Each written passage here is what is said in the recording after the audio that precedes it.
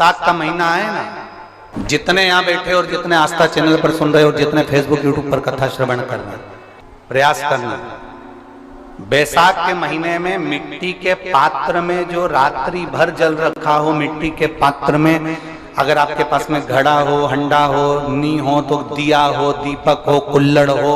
कोई भी तुम्हारे पास में जो मिट्टी का पात्र उसमें जल भरना, वो जल बैसाख के महीने की किसी भी सोमवार के दिन या किसी प्रदोष के दिन या बैसाख महीने के शिवरात्रि के दिन वो मिट्टी के पात्र का जल अपने घर के प्रत्येक व्यक्ति का स्पर्श कराकर उस मिट्टी के पात्र के जल को तांबे के पात्र में डाल लीजिए और घर के प्रत्येक व्यक्ति का स्पर्श करा लीजिए और शंकर भगवान पर कुंदकेश्वर महादेव के नाम से समर्पित करिए। कभी जीवन में पीछे पलट कर देखने की जरूरत नहीं पड़ेगी। आप जाकर जल चढ़ाएंगे। आप भी बना लो एक नियम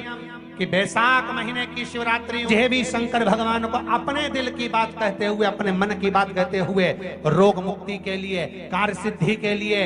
धन वैभव संपदा के लिए, समृद्धि के लिए मुझे भी जल चढ़ा, मैं भी जल चढ़ा। एक लोटा पानी शिव जी को, उसमें बेलपत्र डालने के बाद हेड में उस जल को या कोई मिट्टी का सकोरा हो, बर्तन हो, घड़ा हो, कलश हो, उसमें भरा हुआ रखा हो, वो तांबे के पात्र में डाल लो, उसको ले जाकर चढ़ा दो। और एक और चीज का ध्यान रखना,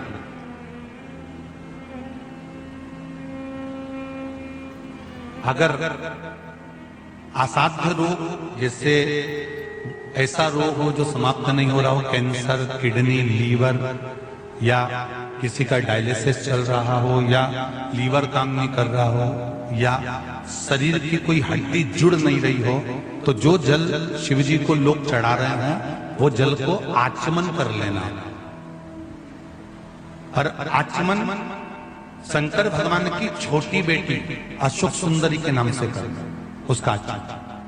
केवल अशोक सुंदरी के नाम से। और शंकर भगवान की सबसे छोटी लड़की अशोक सुंदरी नंदनवन में पैदा हुई, जन्म ली, नंदनवन में जन्म लिया। नंदनवन मतलब काशी। घर के छोटे बच्चों को भी बोलो, बड़ों को भी बोलो, बुजुर्गों को भी बोलो, चलो एक लोटा पानी चढ़ा के आते हैं, चलो। अगर कैंसर का रोग है या किडनी या लीवर या बुखार, पेट से जुड़ा हुआ, सिर से जुड़ा हुआ, कंधे से जुड़ा हुआ या घुटने से जुड़ा हुआ, या रीढ़ की हड्डी में कहीं पानी भरा गया हो या कमर झुक रही हो, कोई भी रोग उधर से लेकर शरीर के अंदरूनी भाग का है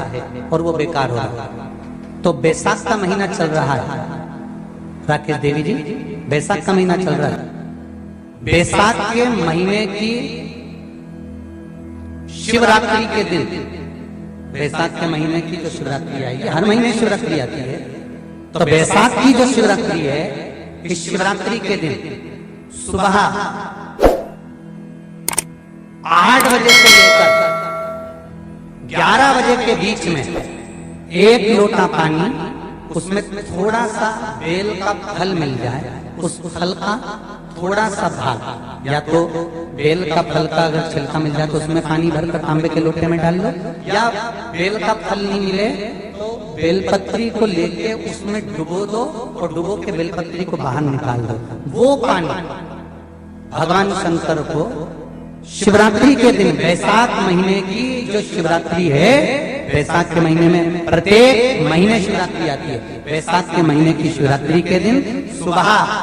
8 बजे से लेकर 11 बजे के बीच में शंकर भगवान को अपना रोग और बीमारी का बोलकर शंकर भगवान को जल समर्पित कर आ जाओ। बाबा पर विश्वास रखकर चढ़ाना, धीरे धीरे ठीक हो जाओ। शिव पे भगवान शिव की सुबह के समय जाकर, और अगर बेलपत्री का पानी नहीं मिले तो मिट्टी के पात्र का पानी, आपको कथा में कहा है, मिट्टी के पात्र का पानी, वो भी शंकर भगवान को समर्पित कर सकते। जल बैसाख के महीने में शंकर पर शीतल जल समर्पित कर देने से शरीर के रोग समाप्त हो जाते हैं और रोग टिकता नहीं। शीतल और अगर शीतल जल का दर्शन करना हो तो कभी महाकालेश्वर अवियल कभी आप लोग लाइव दर्शन करते हो महाकाल के, तो महाकाल के दर्शन करेंगे तो वैशाख महीने में 5-5 घड़े मिट्टी के महाकाल राजा के ऊपर बांध दिए जाते हैं जल चढ़ाने के लिए। कभी आप लोग चकलेश्वर महादेव जाए मथुरा वृंदावन में गिरिराज जी की परिक्रमा, चकलेश्वर महादेव पे 5-5 मिट्टी के घड़े शिव जी के ऊपर बांध दिए जाते हैं। कभी काशी जाए तो वहां पर मिट्टी का घड़ा शिव जी के ऊपर रख दिया जाता है। क्यों? क्योंकि वो मिट्टी के पात्र का जल जब बैसाख के महीने में शिव पर गिरता है तो जो उस जल को समर्पित करता है वो रोग से मुक्त हो जाता है, बड़ी बीमारी में घिरता नहीं। जयंत ब्राह्मण के मुख से श्रवण कर लिया था कि बैसाख महीने में अगर शिवरात्रि पड़े और उस शिवरात्रि पर एक कलश का पात्र लोटा तांबे का या मिट्टी में रखा हुआ जल पात्र में लेकर एक बेलपत्र का छोटा सा भाग उसमें छुआया हुआ, और फिर निवेदन कर रहा हूं अगर बेलपत्र उस दिन नहीं मिले तो पात्र लेकर चले जाना मंदिर में। मंदिर में शंकर जी पे तो बेलपत्र चढ़ी होगी ना, अरे बोलो तो जरा, चढ़ी होगी ना। उसी बेलपत्र को धोकर फिर जल के पात्र में उसको छुआकर फिर शंकर भगवान को भाव से दिल से जो चाहते हो, धन वैभव संपदा सत्ता या रोग से मुक्ति, चाहे उदर से जुड़ी हो। हाँ, एक चीज का ध्यान करना, अगर संपदा के लिए, विवाह के लिए या विद्या के लिए या अन्य चीजों के लिए आप शिव जी को जल चढ़ा रहे हो तो उसके जल को उठाकर नहीं लाना है। और अगर रोग के लिए जल चढ़ा रहे हो कि मुझे ये तकलीफ है, घर में ये बीमारी चल रही है या रोग चल रहा है या किडनी का या लीवर का या कैंसर का या ब्लड प्रेशर का, तो जो जल तुमने समर्पित करा उसको लेकर आकर आचमन भी करना। कौन से दिन? जम के बोलो जरा। शिवरात्रि। शंकर कह रहे हैं, माँ उमा से, माँ पार्वती से मेरा महेश कह रहा है, मेरा बाबा भोलेनाथ, मेरा बाबा विश्वनाथ, मेरा त्रिकालदर्शी कैलाशी अविनाशी कह रहा है कि हे पार्वती,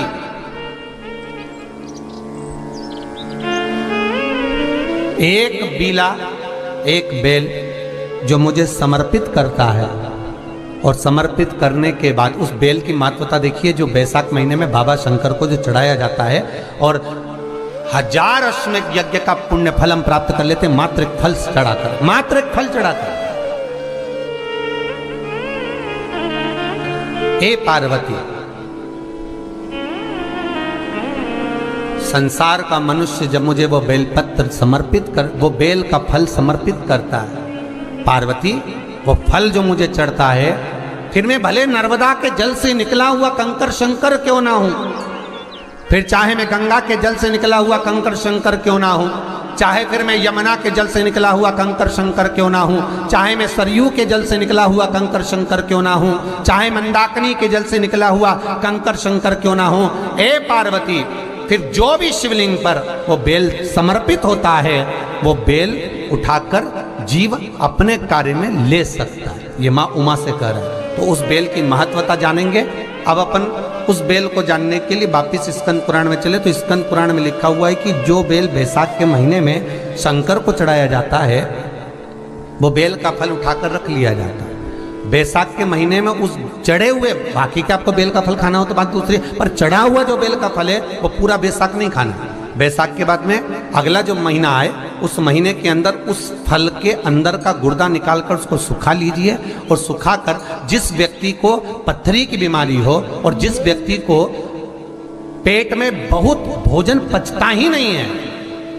पूरा शरीर पाचन क्रिया बेकार हो गई, उस व्यक्ति को केवल 7 दिन तक शंकर पर चढ़ा हुआ वो बेलपत्र प्रदान कर दीजिए। पत्थरी भी बाहर और पाचन क्रिया भी ठीक, जिंदगी भर तकलीफ नहीं। उस बैसाख में उस फल की इतनी महत्वता बाबा भोलेनाथ स्कंद पुराण, लिंग पुराण, नर्मदा पुराण, पद्म पुराण के अंतर्गत, शिव महापुराण के अंतर्गत वर्णन कर, उसकी महत्वता है। वो बेल का फल साधारण नहीं हो सकता। अब मंदार का जो पुष्प होता है, आंकड़े का जो फूल होता है, एक सफेद कलर का भी होता है और एक गुलाबी कलर का भी होता है। देखा है आप लोगों ने? बोलो, जम के बोलो, देखा है ना? गुलाबी कलर का जो पुष्प होता है वो आप मंदार का, आंकड़े का जो गुलाबी कलर का पुष्प होता है आप टीवी पे देख रहे होंगे, एक सफेद देख रहे होंगे, एक मंदार का गुलाबी फूल, नीला कलर का फूल देख रहे होंगे। जो नीला कलर का जो पुष्प होता है, गुलाबी कलर का जो आंकड़े का फूल होता है, प्रयास करना। जब किसी विषम परिस्थिति में फंस गए, विषम परिस्थिति, जब आपको लग रहा है कि मुझे बहुत भय लग रहा है, कुछ बुरा होने वाला, आपको लग रहा है आज मेरी उल्टी आंख बहुत फड़क रही है, कुछ गड़बड़ होने वाला है, आपको लग रहा है मेरी सीधी आंख फड़क रही, कुछ गड़बड़ होने वाला है, तब केवल वो नीला जो गुलाबी पुष्प है मंदार का, उसको कहीं से लाकर शिवालय में अशोक सुंदरी वाली जगह पर स्पर्श कर कर शिवलिंग पर आप चढ़ा दीजिए। आपकी विषम परिस्थिति कैसी भी होगी वो रास्ता बनाकर बाहर निकल जाएगी, आपको फंसना नहीं, परेशान नहीं। मंदार आंकड़ा, सफेद आंकड़े का पुष्प भी भगवान शिव को समर्पित होकर, जैसे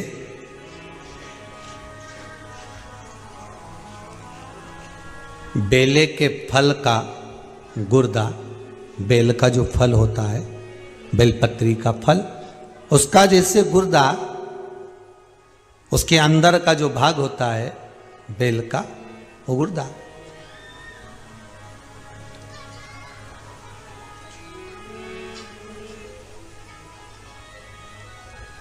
उसको अग्नि में जलाकर उसकी भस्म तैयार कर कर छान कर जब जब आपके यहां विद्वान ब्राह्मण शिव जी का अभिषेक कराते हैं, पूजन कराते हैं, तो उसमें लिखते हैं पूजन के साहित्य में बेलपत्री, धतूरा, दुर्वा, ये उसमें नीचे लिखेंगे भस्म। लिखते कि नहीं लिखते? लिखते हैं ना, भस्म अभिषेक में चाहिए रहती है। तब उस भस्म का थोड़ा सा भी भाग आप अगर शिव को समर्पित कर रहे हो तो ये जान लें कि शंकर मनवांछित फल प्रदान कर रहे हैं, शिव फल प्रदान कर रहे हैं।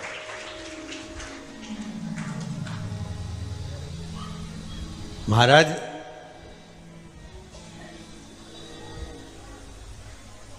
बेलपत्री के वृक्ष के नीचे बैठकर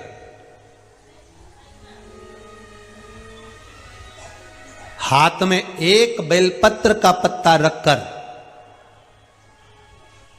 आप पंचाक्षर मंत्र नमः शिवाय, ओम नमः शिवाय या श्री शिवाय नमस्तुभ्यम या महामृत्युंजय मंत्र का स्मरण कर रहे हो, पर डंडी का भाग अपनी ओर, बेलपत्र की बीच वाली पत्ती का भाग बीच वाली उंगली की ओर रखकर अगर आप स्मरण कर रहे हैं और अपनी कामना कर कर बेलपत्री के वृक्ष के नीचे बैठकर उस पत्ते को सम्मुख रखकर बाबा से विनय कर कर एकांत में उस बेलपत्री के वृक्ष की छांव में, बेलपत्री के वृक्ष की छांव आप कामना कर कर उस पत्ते को शंकर भगवान के ऊपर समर्पित कर रहे हैं, तो ये जान कर रखें कि पार्वती और शिव का मिलन करवा रहे हैं और अपनी मनवांछित फल कामना पूर्ण करवा रहे हैं। क्योंकि शिव और पार्वती का जब मिलन होता है, शंकर पार्वती जब एक दूसरे के सम्मुख में होते हैं, शिव और पार्वती जब एक दूसरे के सामने अपने बच्चों के कारण एक दूसरे के सम्मुख में आते हैं, तो उनके चेहरे पर प्रसन्नता का भाव आ जाता। वो फल, मनवांचित फल की कामना आप जिस कामना के लिए कर रहे हैं, विवाह के लिए, नौकरी के लिए, सर्विस के लिए, व्यापार के लिए, रोग मुक्ति के लिए, आप जिस कामना से कर रहे हैं, ईश्वर महादेव, जो व्यक्ति पथभ्रष्ट हो जाए, जैसे मदिरा के नशे में पड़ गया, कहीं जुए में पड़ गया, कहीं मांसाहार में पड़ गया, कहीं व्यसन में पड़ गया, कहीं गलत काम में अगर कोई जा रहा है, तो श्रंभेश्वर महादेव के नाम से काली तिल भगवान शिव को समर्पित करी जाती है। महाराज काली तिल को वापस उठा कर ले आते हैं, उसी काली तिल को जो मदिरा का नशा करने वाला होता है या जो गलत व्यसन में डूबा हुआ होता है, उसको वो सुबह के समय अगर नहीं खाता तो भोजन के साथ उसको दिया जाए। श्रंभेश्वर महादेव, एक बेलपत्री का भी बहुत अच्छा प्रयोग है श्रंभेश्वर महादेव का। मदिरा पीने वालों के लिए, मांसाहार, व्यसन में, जुए में, वेश्यावृत्ति में, पर नारी में, गलत जगह पर जो डूबे रहते हैं उनके लिए। पहले की कथा में उसका वर्णन किया है बेलपत्री पर। श्रम्भेश्वर महादेव, एक बार सब बोलेंगे, कौन से महादेव? श्रम्भेश्वर महादेव। फिर जम के बोल लो एक बार, श्रम्भेश्वर महादेव। जब हमारे घर में क्रोध बढ़ता है या कोई गलत कार्य में जाने लगता है तो श्रम्भेश्वर महादेव का हमें शरणागति लेना चाहिए, श्रम्भेश्वर महादेव का पूजन करना चालू कर देना चाहिए। कई लोग कहते महाराज जी ये श्रम्भेश्वर महादेव का मंदिर कहाँ मिलेगा, हम कहाँ पूजन करने जाए? कहीं नहीं जाना, तुम्हारे घर के पास में जो शंकर जी का मंदिर है वहीं जाओ, उसी देवालय में, उसी मंदिर में जाओ, श्रम्भेश्वर महादेव के नाम से जल चढ़ाना प्रारंभ करेंगे। वो जल जो गलत संगत में पड़ा हुआ है उसका आचमन कराना प्रारंभ करेंगे, अपने आप उसकी धीरे धीरे बुद्धि सुधरना प्रारंभ हो जाएगी। ऐसा श्रम्भेश्वर महादेव का नाम।